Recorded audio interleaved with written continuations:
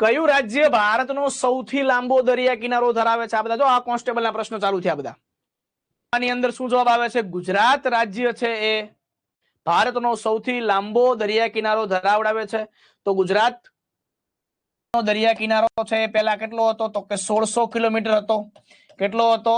તો કે 1600 કિલોમીટર હતો. પણ હવે તમારે પરીક્ષામાં આ પૂછાશે નહીં, કારણ કે ગુજરાતને છે નવો દરિયા કિનારો મળી ગયો છે, નવી એની લંબાઈ આવી ગઈ છે. મોસ્ટ આઈએમપી છે વિદ્યાર્થી મિત્રો, યાદ રાખી લેજો 2340.62 કિલોમીટરનો નવો દરિયા કિનારો થઈ ગયો છે. 2340.62 કિલોમીટરનો ગુજરાતનો નવો દરિયા કિનારો છે.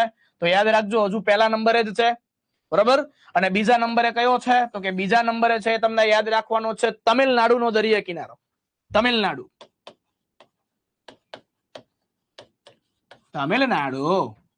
ના કેટલા કિલોમીટર? તો 1068.69 કિલોમીટર છે. કેટલો છે? 1068.69 કિલોમીટરનો છે દરિયા કિનારો છે. તો ભાઈ ત્રીજા નંબરે કયો આવે છે ભાઈ?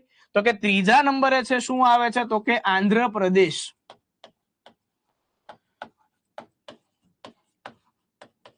ત્રીજા નંબરે શું આવે છે? તો કે આંધ્રપ્રદેશ છે વિદ્યાર્થી મિત્રો આવે છે. 1053.7 કિલોમીટર છે. આ નવા સુધારેલા આંકડા છે વિદ્યાર્થી મિત્રો, ખાસ યાદ રાખજો.